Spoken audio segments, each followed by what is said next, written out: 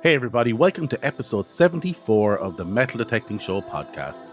My name is Ciaran and I have been metal detecting now for nearly 30 years. This week I want to talk about the fakers, the scammers, and the sad people who like to fake their finds.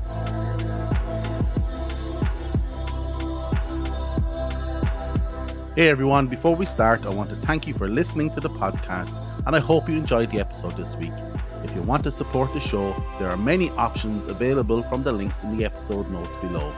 And if you want to interact with me and the show, that information's in there too. But most importantly, if you like this content, please don't hesitate to tell your friends at least one, and don't forget to hit that subscribe button.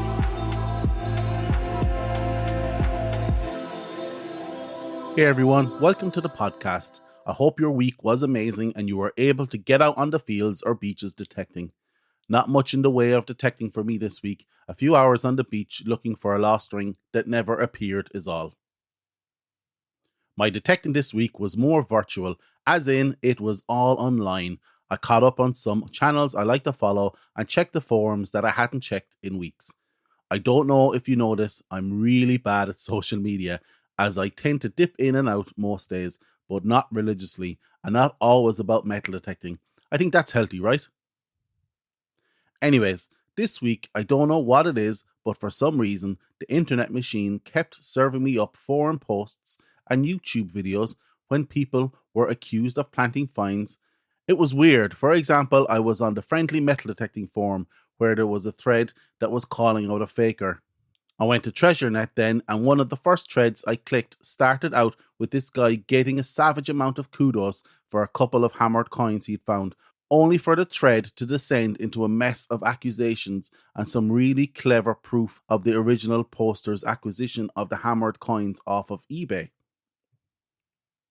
I then went to YouTube only to be greeted by Graham from Unearthed calling out the fakers as well. So I started to think that this might be a topic for this week's show and wondered, why would someone do this? I have come to the conclusion that people do this for two reasons. One being for the kudos you get online for this, setting yourself up as some authority on the subject, and the second reason is for monetary gain.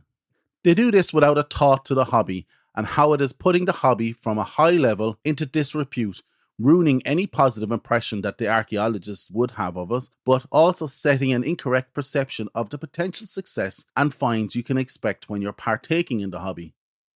I'll talk about monetary gain and YouTube in a bit, but first, why do they do this? Why do they feel the need to get this fake kudos on forums or social media of peers that they have never or will never meet face to face?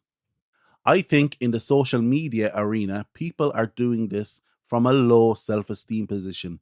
They feel so shit about themselves that they believe that by generating some fake finds, it will fill the gaps they have in their lives. They believe by doing this online that they have some level of anonymity, that if it goes wrong, they can walk away unscathed. They perceive it as low risk for the potential rewards of some virtual kudos points. But I bet they still go back to their bedsits and flagellate themselves trying to fill the sad chasm they are trying to fill. Maybe I'm just happy in my skin while confidently posting a few pics online of my rusty old worthless coins every week, commenting on how many bottle tops I found this week as well. What amazed me in both threads was how these plebs got caught. What the Sherlock Holmes did was take a screen grab of the dodgy post and did a reverse image search of the finds, which brought them to the old listing on eBay. I wonder where they got that idea from. But once they had the finds identified, they were able to link them even more by identifying unique blemishes on the coin that showed up both in the eBay pictures and the post pictures. Ingenious and fair play. I'd love to know what made them suspicious of the posts in the first place. I suppose I could ask in the forums, but like I said, I'm really bad at social media.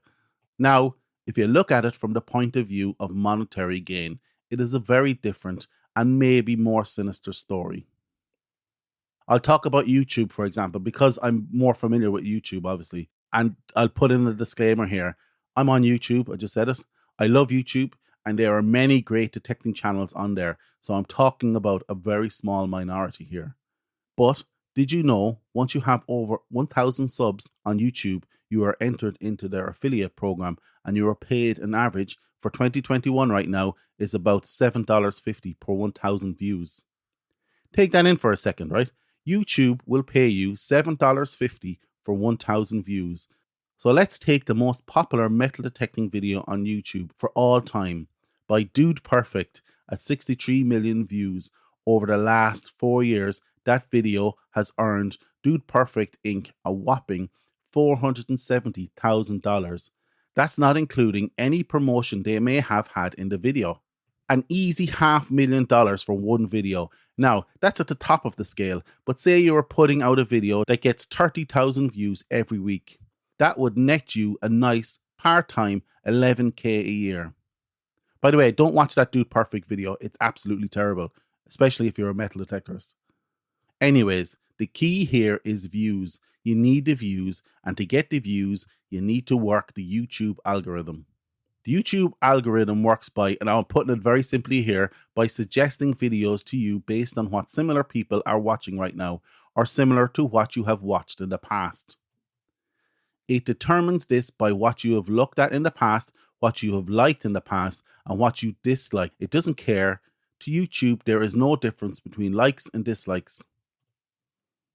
So imagine you're scrolling through YouTube suggested videos, and it has maybe 15 videos on the screen for you, all about metal detecting. Which one are you most likely to click? The one with 15 pull tabs and $3 in cash, or the one with a big clay pot full of gold stators? I know which one I'm going to click. The stators, of course. So now YouTube knows what I like, and it'll keep serving it up to me if it can.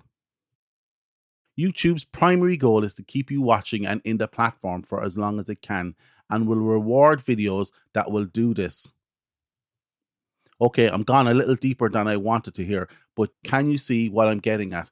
Faker detectorists are planting fines so they can get more likes, not from detectorists, but from the general public, so it's almost like a business to them. Now, again, I'm in no way slating YouTubers. I would be really stupid to do that, and most are great, and I've had some of the great ones on the podcast, but you can instinctively tell the ones that are planting their fines. For example, if you look at a YouTube channel first, if the channel is new and all of a sudden they're pulling out loads of great finds with very little trash, that's a red flag. If they pull out a silver coin and it has very little corrosion on it, I have even seen people pull out silver coins out of the ground and it looked like they had been chemically cleaned, that's a red flag. If they go to a field that has never yielded Roman coins before and all of a sudden they're pulling out Roman finds, that's a red flag. And if they're hunting with their buddies and they are the only ones with the good targets, that's a red flag. Each of these red flags are not enough to suspect someone on its own, but if there is enough of them, or as the French say, if there's a cloud of evidence, then your suspicions are valid. The good thing about YouTube fakers, they are generally short-lived, as it is an expensive business to try and buy new coins to plant every week. And believe me, for you to be successful on YouTube, you need to be consistently successful to start bringing in the views. That's why I never did it. I did one video and realized how hard it was going to be to generate views with the crap I find week on week. So I didn't do it. I pivoted to the podcast. Listen, it is very hard to find success as a detectorist on YouTube. You will have to be successful consistently, or else you need to rely on something other than detecting to keep the people looking, like being funny or having a bunch of you detecting, or by making the stuff you find interesting, like most great mudlarking videos, or by making where you are detecting interesting. It's a tough ask, and I can see how the fakers fall into the trap of planting fines. But planting fines isn't only for YouTube. You hear rumours that several events in the past were held on fields that were seeded with Roman coins, which again is a business decision that puts the hobby into disrepute and should be stamped out. I also think I ranted about the next point before, about people posting on Instagram, Facebook and Twitter pictures of hundreds of finds with the caption, "Not a bad 4 hours at the beach today," which is total BS and everyone knows it, and you look sadder for doing it. In fact, I saw a pure example of this in my Instagram feed yesterday. I didn't comment on it, I didn't like it, but it was there nonetheless. What I look for for any post or video that I will engage with is credibility. Is it genuine to my understanding of the hobby? Did I see them pull it from a hole on camera? Is the good finds to trash finds ratio about right across their channel or account? We can all spot the fakers, and thank God they're short-lived. They are doing nothing positive for the hobby, and you are a sad, sad individual if you're thinking about doing this. That's it for this week. I hope you like this episode of the Metal Detecting Show podcast. Check out our website www.themetaldetectingshow.com for this episode's show notes. Check out our Patreon page if you want to help the podcast stay alive or just want to buy me a coffee. Actually, if you want to buy me a coffee, you can do so at buymeacoffee.com/metaldetecting. Also, if you would like to leave me a voicemail, please do so on speakpipe.com/The Metal Detecting Show. The link will be in the show notes and on the website. If you feel like taking your appreciation to the next level, feel free to leave me a positive review on any podcast directory of your choice. If you like this content and would like more, please don't hesitate to tell your friends, and don't forget to hit that subscribe button if you haven't subscribed already. Once again, I hope you enjoyed this episode, and we will chat to you all again next week. Get out there, eyes down, good luck, and happy hunting.